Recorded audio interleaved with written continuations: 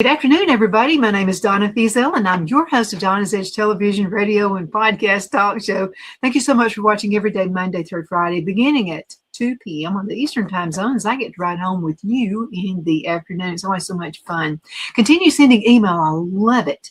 Email Donna at donnasedge.com, Donna at donnasedge.com. You can find us on television. That's Abundant Television, found on Roku, Apple TV, and Amazon Fire. And don't forget the podcast on thenewscasters.com and the biggest country station in South Carolina. That's WZLA 92.9 FM on the dial. You'll love listening to them in the mornings as well. Again, thank you for being with us. I've got Jody Powell with me right now. Hey, Jody, how you doing? Donna, doing great. Thanks for having me on. Oh, always. I always look forward to these segments, and time just zooms by. I tell you what, it flies. When you enjoy what you do and you got great guests, that's just the way it is. Oh, so when you're on a great show, that's the way it is too. So, well, it's a whole lot of fun. So let's talk about what you do, and I want to go to one of your events. And I'd love for you to come. Yeah, calendar of events. Oh, we've got a lot of events coming up. We're going to be at a lot of fairs. We were at a convention. South Carolina, North Carolina actually holds a convention of vendors for event planners of counties and cities that have fairs. And we were there, and we sold a lot of fair shows. So we're going to be at a lot of local fairs coming up, not only this summer, but in the fall. We've got some church shows coming up, some Vacation Bible School. What a great way to end your Vacation Bible School, and to have some wrestling matches and a little message there for the kids.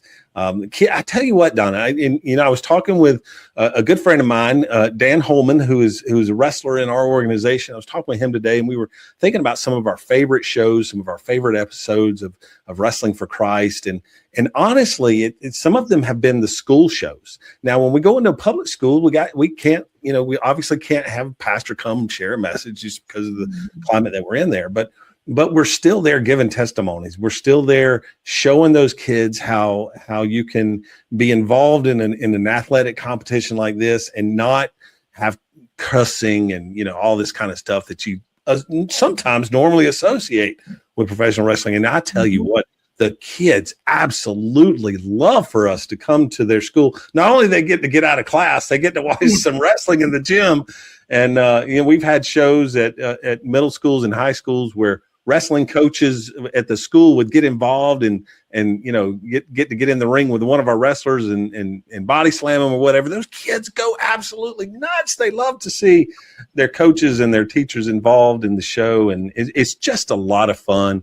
And it's a great way to connect with anyone, and especially when we're sharing a message of love and from the gospel. Yeah, you got something going on there. I would have loved to have seen Mr. Lovern, our principal, who actually literally had a board of education. He had this big long stick with holes in it, and you did not want to go into his office and be offered the board of education. Yes. So it would have been fun to have watched Mr. Lovern up there wrestling. It would have been like ultimate. It's so funny too, because I think the teachers and some of the administrators enjoy it a lot more than the kids do. We were at Walhalla High School, and that's just up in the northwestern part of South Carolina, right there in Tony County. And we were at Walhalla High, and their wrestling coach wanted to be part of the show. And, we had our one of our big bad guys that are one of our masked men that come out, and, he's kind of giving it to the kids a little bit and just being a bad guy in wrestling. That, a really good bad guy could make you not like him, but like him at the same time. And that's what this guy did. And he's in the ring, and he's got the microphone. He takes the microphone out of my hand, and he's running the kids down, telling them how terrible Walhalla High School is. And their wrestling coach gets in the ring and hits him with what's called a belly-to-belly suplex, just grabs him and slams him to the mat.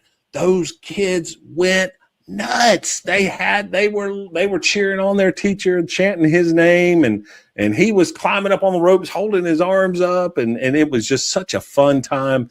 And we get to the back, and he's just so full of adrenaline and so pumped and excited about what just happened. A lot of it because the kids just absolutely loved it. Yeah. And it's just a good time. Those are some great shows to do. County fairs are fun to do. Church shows are a lot of fun to do. There's some pastors that want to get involved too. I know one right here. I don't know if I sent you his information or not. And I told him about you. He's in this area, right? And he's all for. He's not one of those just made my church and no more.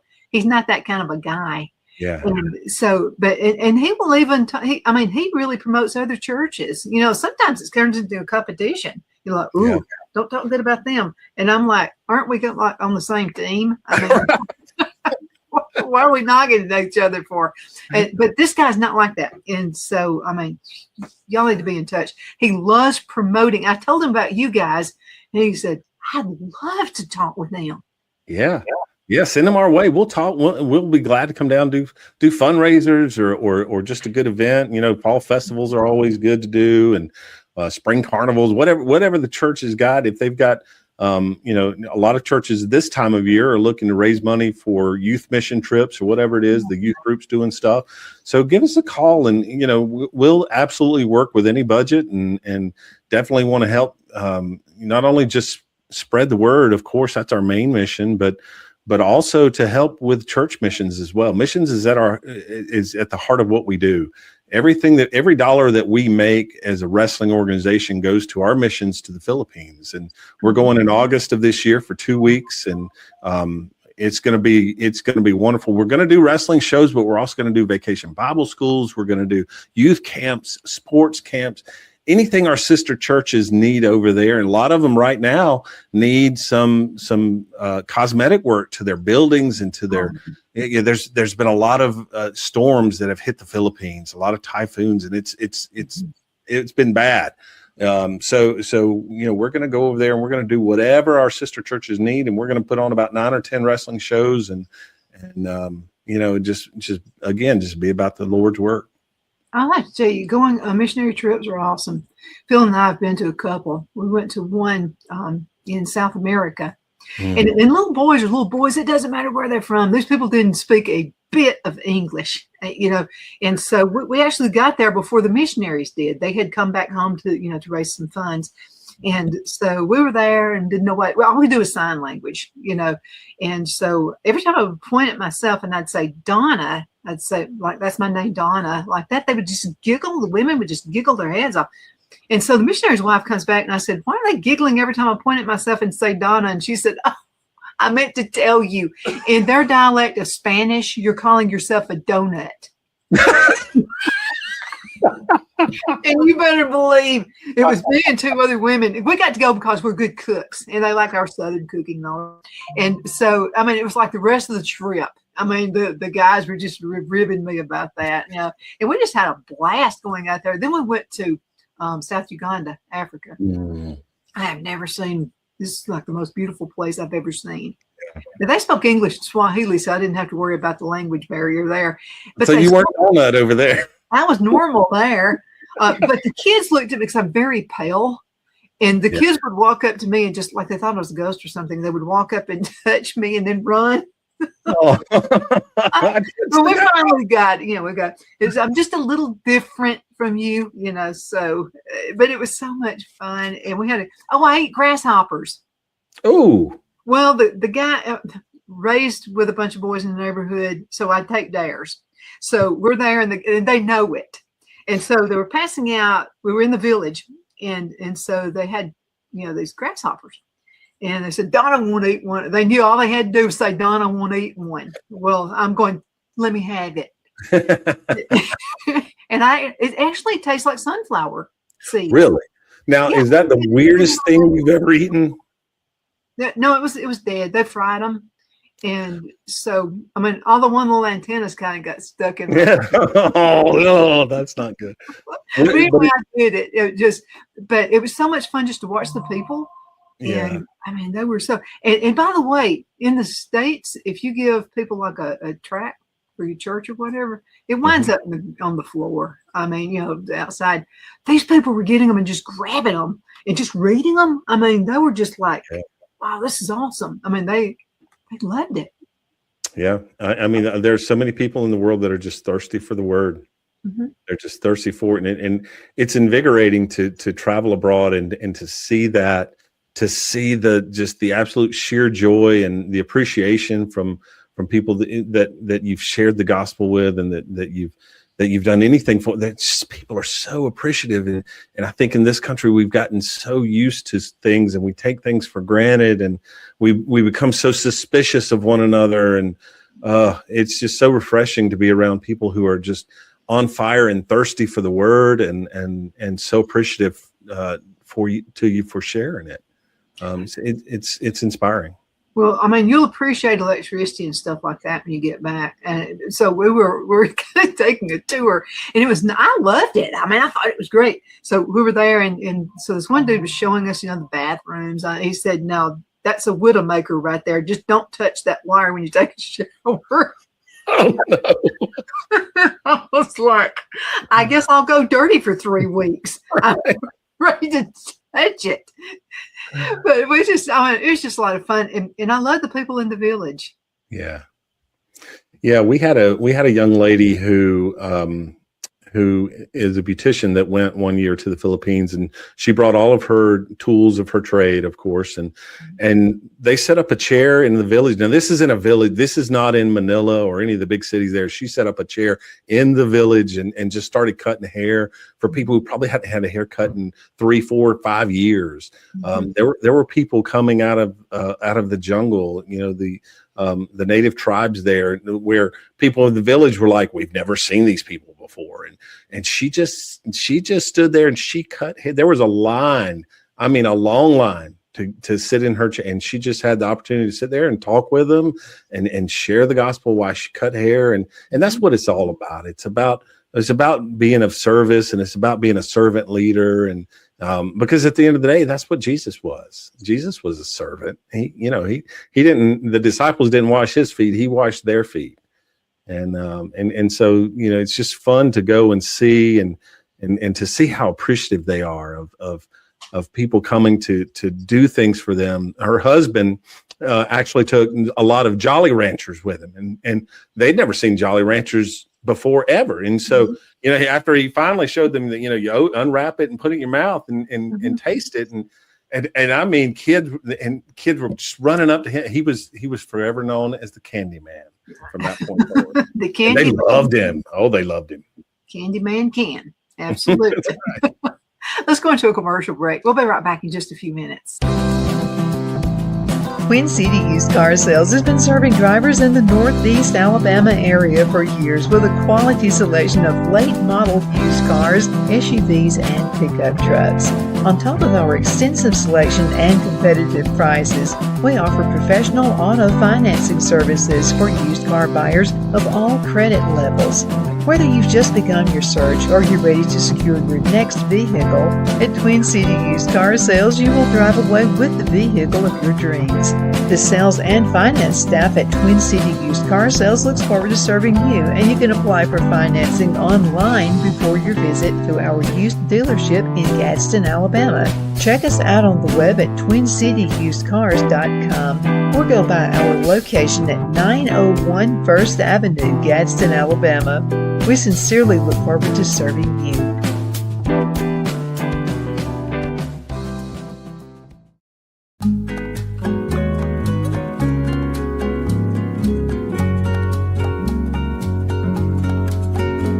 At Lamone's Mexican Restaurant, located in Henniger, Alabama, and voted Best Mexican Restaurant of DeKalb County, Alabama 2020, we're here to serve you with authentic Mexican cuisine. Order easily online by going to lamonsmex.com or call 256-657-3999 to place your order. We're open Sunday through Thursday 11 a.m. to 9 p.m. and Friday and Saturday 11 a.m. to 10 p.m. Whether you're celebrating a cozy date night for two or a celebration for a crowd, at Lamone's you'll love our atmosphere and friendly servers. Thank you for dining with Lamone's Mexican Restaurant.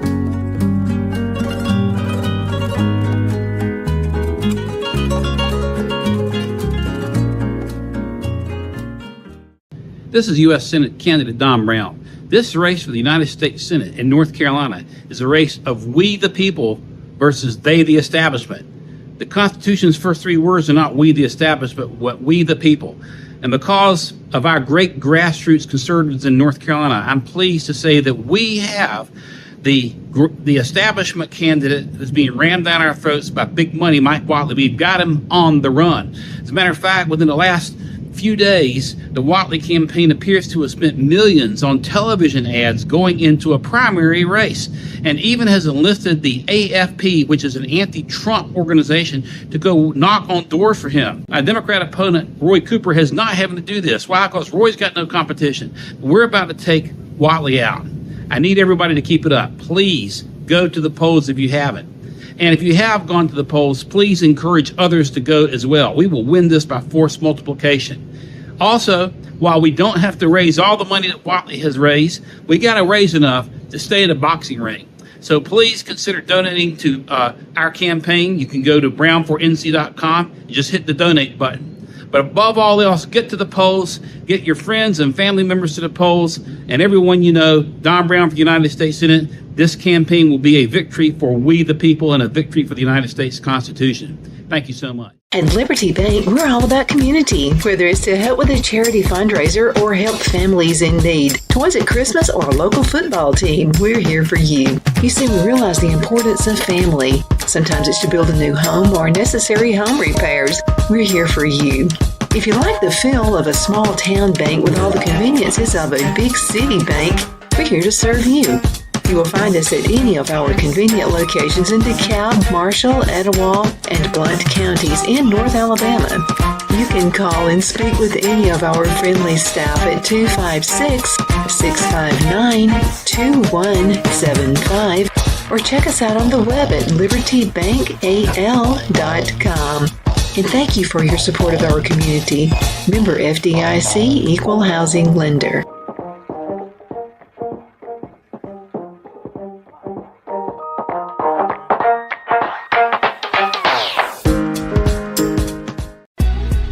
Donna's Designs offers a line of handmade memorial, wedding, and keepsake jewelry that launched back in 1970. I'm a self-trained jewelry designer, and I will work closely with you to create unique designs you can love and treasure for years to come. Whether that be flowers that were used in a funeral arrangement or stones you found on the beach at a memorable trip, call me at 256-659-4319, and let's think of the possibilities. We're back. I'm smiling. My husband's been singing the Candyman. You know, he's a singer anyway. And so, and his sister used to sing, by the way. And so she gets married, moves to Mississippi, and I said, don't sing anymore. And then so Phil says, I think you can sing. And I'm like, we don't want to run people out of the church, please, like that. But I mean, they were really, really good together. They sang so good together. But anyway, he was singing the Candyman just a few minutes ago. It doesn't take much to get him started. I mean, he loves this thing. Well, but we're talking about cultures, different cultures. But the one thing that I found is people really are the same. It doesn't matter what culture they're in. And I started to talk about this little boy. This was in Bolivia, South America. And so this kid did not have toys. Mm-hmm. He didn't know what a toy truck was. I mean, so we found that out. And because what happened is somebody had come and robbed this family, and they took their food and they took all kinds of stuff, and they took his little make-believe toys that he would just make out of a rock or wood or something like that. Oh. So somebody brought a little toy truck, and you should have seen him. This little kid, as soon as he gets down on the ground, just like kids here, and like that with the truck. And I said, man, little boys are just little boys everywhere, aren't they? That is so true. And it really did my heart good to see that. Yeah. Yeah. And it's so rewarding. It's so fulfilling to be able to serve that way. And so many of the things that we take for granted. You mentioned electricity earlier. I mean, you just walk into a room, you flip a switch, and you expect the lights to come on. Yeah. And if the lights don't come on, then what in the world is going on? And you look out the window to see if it's storming. You wonder did I pay the power bill this month? What happened? Did I forget? Yeah. Where did that come from? So, but in a lot of these countries, you go into a room and you flip a switch, or you connect some wires, or whatever it is that you do, and they just kind of hope that maybe it does, maybe it doesn't. If it doesn't, you know what? They just go on about their business. And they just going about it. Meanwhile, we're sitting here moaning and complaining and crying and wondering what in the world we're going to do. We're not able to watch TV. We're not able to get on our computers. What are we going to do? But they just go about their business. For 15 minutes, I can get so upset when the electric. It's always right back on. I mean, it never stays off, even in a snowstorm. We had snow here, recently. You did too. Yes, we did. But no, we didn't lose any power, but some folks up, but your area, your neck of the woods did. So sorry. We were fortunate. Yeah, we didn't lose power either. And you know what? And I actually, coming out of that, Donna, it was so funny that because I'm good friends with the local weatherman here, and he was telling us about how bad it was going to be and we were going to lose power. And there were so many people after that storm that were complaining about the fact that they didn't lose power. You said I was going to lose power, and I went out and bought all this food and I bought all this extra gas and I didn't lose any power. Listen, you know what? The man's doing his job. He is warning you well ahead of time of what's coming about. And if you didn't lose power, guess what? You're still going to use that gas. You're still going to eat that food. I ate through all my snow snacks before it started snowing, Donna. There you go. I just don't get, and that's another thing. And I complain too, but I'm just saying some people can complain about like absolutely nothing. Like, well, he was wrong about that. Well, I'm kind of glad he was wrong, actually. Right. Yeah, you're complaining that you didn't lose power. Really? I was praying a prayer of thanksgiving that I didn't lose power, and it's because I'm too used to my creature comforts. But yeah. But yeah, it's amazing what we get used to, and then we feel like we're entitled to, and it's human nature. It's something that we all have to battle. Yeah, something I noticed too when we traveled and we went to those missionary trips. People didn't act like they were entitled for anything. Right. They don't. And it's because we have so much. We have access to so much in this country. And on the one hand, it's a blessing, and it's wonderful to be able to have some of these comfort things and to be able to, to turn on a computer and to talk to someone, whether they're in Abbeville or they're in Afghanistan. It doesn't matter. You're able to do that, but not everybody is. And so we can tend to take things for granted. But you go to a country like the Philippines or to Bolivia or to Uganda, there's nothing that's taken advantage or taken for granted. And also everything has a use. And there's very little waste. So much. Yes. Repurposing things.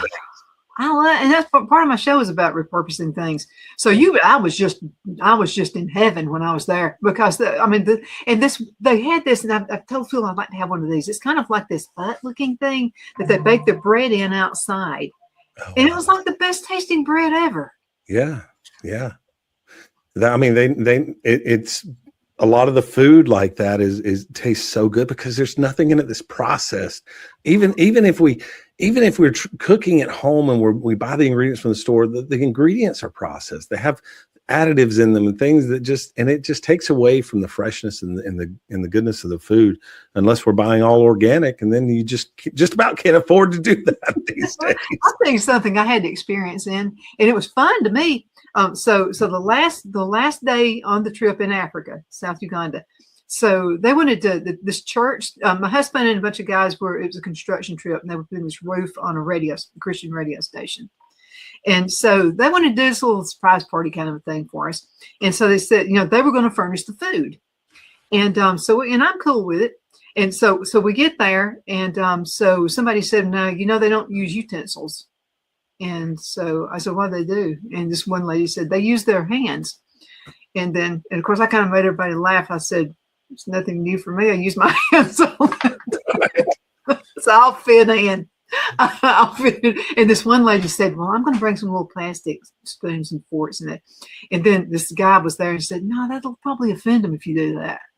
you know. So, I mean, I had fun eating. I got to get the rice and put it in my mouth with my fingers. I mean, just. And that's part of it, you know, when you go and when you're part of that culture and community, you know, it's always better to dive in and be part of it.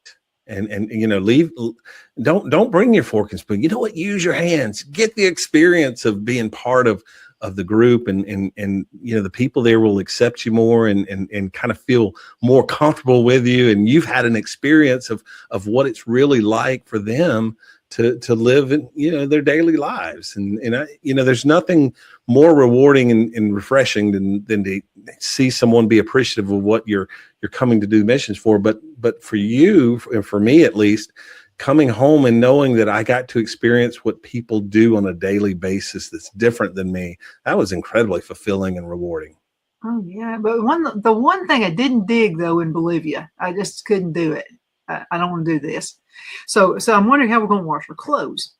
And so this lady, the missionary's wife in Bolivia, said, well, we got some stones out there, some rocks out there, and that's how we wash our clothes here.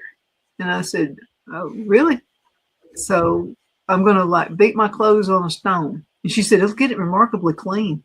Yeah. It'll look cleaner than any washing machine that you've ever used. And so I said, everything else, I mean, I can dig, but I can't.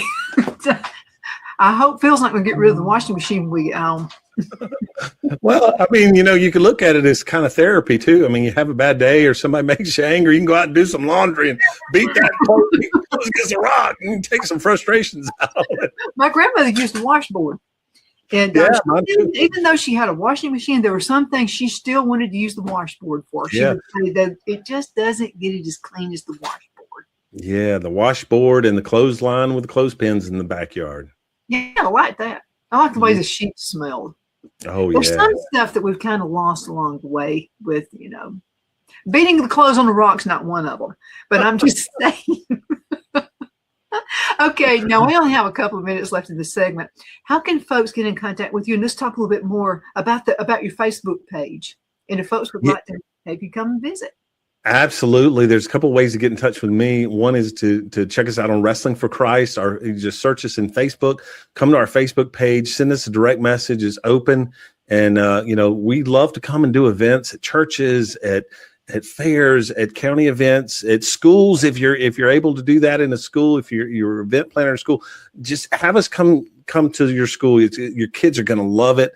And, you know, we're all about reaching out to young people and not only sharing the gospel, but in situations like schools, we just want to show them what it's like to be truly good men and women, and how they can behave and entertain and still do it in a clean, family-friendly way. So check us out on Facebook, Wrestling for Christ. You can also check out our new show on Abundant TV, Men Like Us, which is a great show, the third Wednesday of every month at 8 p.m. Eastern time. Just a bunch of guys sitting around talking about things that guys deal with. So check us out there as well.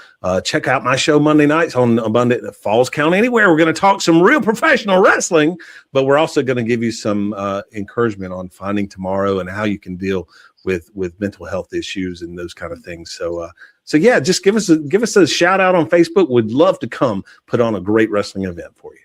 I got to ask you one question, though. So have you ever been in the ring wrestling yourself? I have. Oh, yes.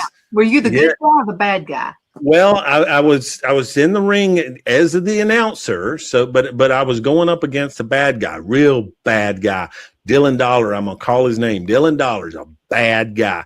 And he and I went toe to toe several times, and he's caught me a couple of times in the back with a steel chair, but you know, I've gotten my revenge on him too. So you know, me and him are destined for a knockdown, drag out, good old fashioned wrestling match.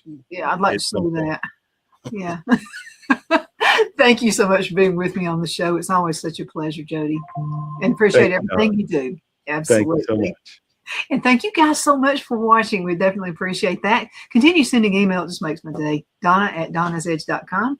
Donna@donnasedge.com. Thanks so much for watching.